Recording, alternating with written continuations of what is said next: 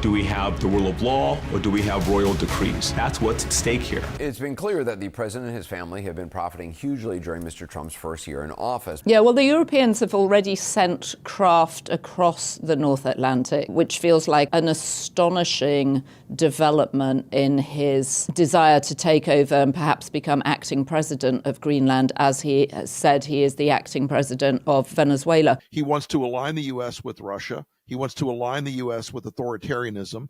Which of these orange mushrooms would most represent the commander-in-chief of the United States military? He's just totally admitted it. It was my husband or me at all. And we redemption to hear. It also amazed me. I used all my strength to try to get away from him. He told me I reminded him of his daughter. She's blonde, and I'm sure she's had people assume that she's an idiot. The judge ruling against Trump's efforts to block testimony from Michael Cohen and Stormy Daniels. I fall off, though. Oh, is this the one? It's another! He was asked, did you ever molest a woman? Made these women speak up.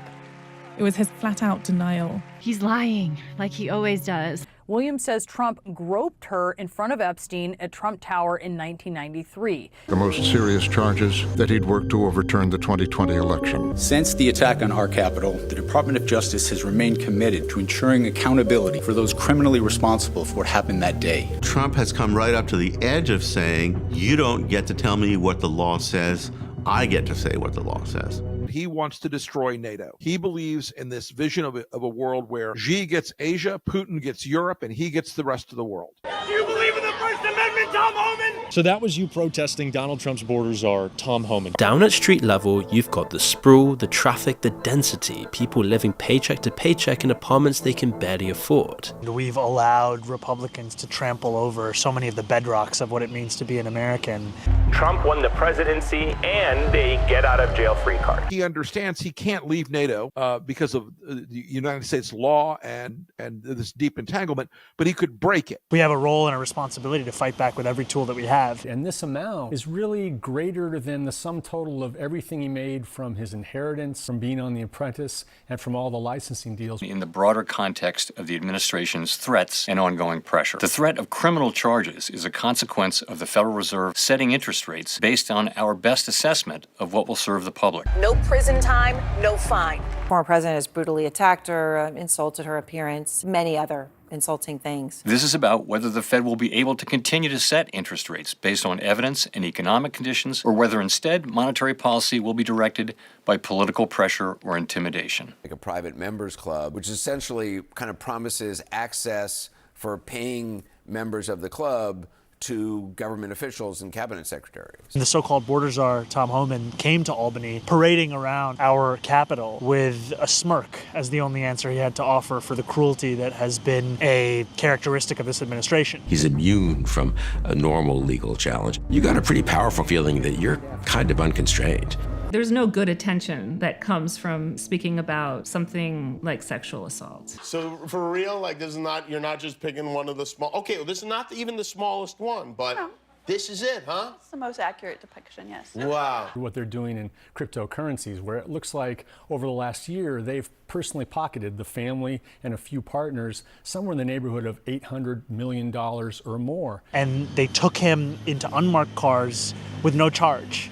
And they continue to have no actual crime that they are charging him with, because there is no crime. It is simply the crime of using the First Amendment, as any person in this country has the right to do so. When I posted my last week's video, I put in LinkedIn the following statement: Trump has turned the Republican Party against U.S. citizens. He is the divider-in-chief and presides over the disunited states of America because he is not bothered about unity. He deliberately alienates people and expects them to suffer while he enjoys luxury and opulence. Such an outrageous nerve. He is no better than King George III of England when George Washington led the Revolutionary War to ultimately form this nation here in North America, south of Canada. He lives in the lap of luxury because banks bailed him out 6 times. He scams his way against all complainants and doesn't listen to anything except his own lust for more power. There could be something very wrong with his brain, because he is overreaching and trying to force the whole world to accept his every capricious fancy. He believes he is entitled to subjugate everyone like a vassal. How much is there standing up to this crazy bully with his damnable lies? Then on Facebook I asked, how many people have been following the crazy developments in American politics these days? The hypocrisy is not such a pretty sight, even when Trump picks his favorite sexy-looking women to do jobs that they're not strictly qualified for. On Twitter, I posted, justice and law cannot be presidential suprematism. Crafty devils are posing as great leaders, but they are treating the people as if they are lemmings and they want to lead us over the edge of the cliff. Their whole Evil Dumb Show game is all about impoverishing people for the longest time, persecuting and abusing the poor by careful, deliberate system design. Obviously, it's essentially necessary for them to outright lie to everyone in a deliberate, barefaced way. They need to be completely resolute in their determination to not crack in their public performance as they set about gaining tax cuts for the rich while promising to make America great again. There's much cruelty in their approach to that, as there is no friendly relations across the border in their scheme, but separating children from their parents and rendering innocent Americans to a foul El Salvador prison. Why so extremely vindictive to make America great? Wasn't America greater when they had USAID administering to Africans instead of Russian and Chinese communists taking advantage over them? Or having a separate judicial branch that was impartial and not bowing at the feet of one dictator? Trump is like the pernicious street drug salesman whom everyone warns against. He will always promise such wonderful results from what he is giving, but don't give in to accepting any of it because it's all lies and everything will all turn to shit if you submit. At first, I thought he was the devil himself, but then I realized he had probably just done a deal with the devil, and those are the not implausible results of such a deal. Madness and folly, absurd and dreadful. Trump is as bad as any career politician when it comes to lies he has told and still tells every day. He said he would not be like the deep state. Instead of draining the swamp, he has become the #1 biggest swamp monster of them all. Of course, all Christian people are supposed to insist upon avoiding making any kind of deal with the devil, so there are other potential devils out there besides Trump, like Putin or Xi Jinping or Kim Jong-un, or communist leaders. Is it even slightly better now that Nicolas Maduro is not bolstering a communist threat potential? All the evil things that Trump has done and is still doing are a combination of lusting for more wealth and power, and also attempting to distract and deflect away from the Epstein files, and a woman testifying that Trump raped her both back and front when she was only 13 and trapped in Epstein's cruel snare. Lawrence O'Donnell points out how Trump successfully distracted everyone from focusing on the Epstein files so that not a single person questioned him about that stuff. However, I'm sure people have heard and are aware of all of it over the years. He has unconstitutionally pressurized the Supreme Court and Justice Department to just find him above the law.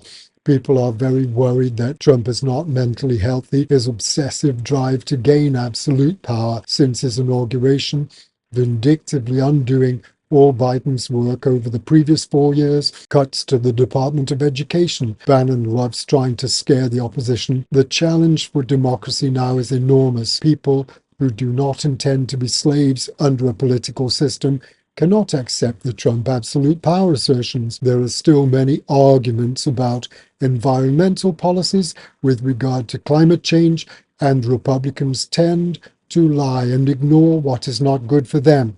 We need all boldly confident commentators who are not in Trump's power abuse circle to amass the significantly superior moral majority who really need to rule. The Republicans have made an exceedingly bad mistake. Lots of people support Senator Mark Kelly and agree with his fairly traditional position. So many do not want Trump and Hegseth to get away with bullying and trying to abuse people. For my next Netflix relaxed watching this week, I took in Sandokan, a colourful Malaysian pirate saga with some sad tragedy and exaltations of battles lost and won.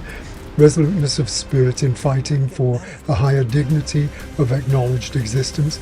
I put together this little edited ensemble of clips to pique viewer interest. It's a potentially exciting distraction from all the usual annoyances. You might enjoy it.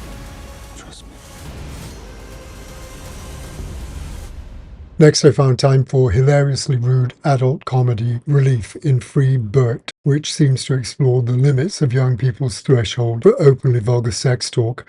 Then I braved the serious content of The Rip with Matt Damon and Ben Affleck, seeing how $20 million affect how cops and us think, feel, act, and behave.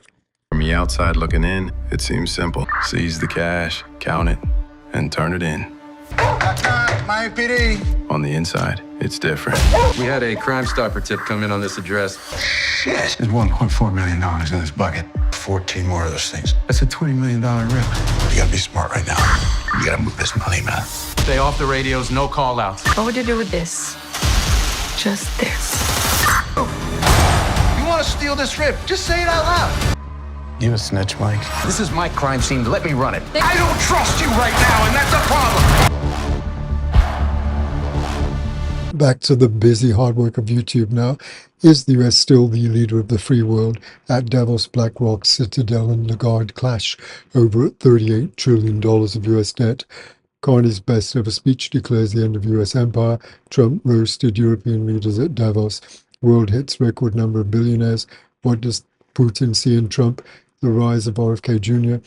Trump's cognitive state. Be tough on Trump. Jamie Dimon on tariffs, AI and China. A Melania movie. Trump scandal with chaos and bribes leading to profit. Trump Board of Peace as suspect as everything else he does. Jon Stewart talks with Fareed Zakaria. 1% of Epstein files released, so far heavily redacted. Counter tariffs from Europe. Outrageously criminal ICE officers poorly trained, doing violence for money to please Trump.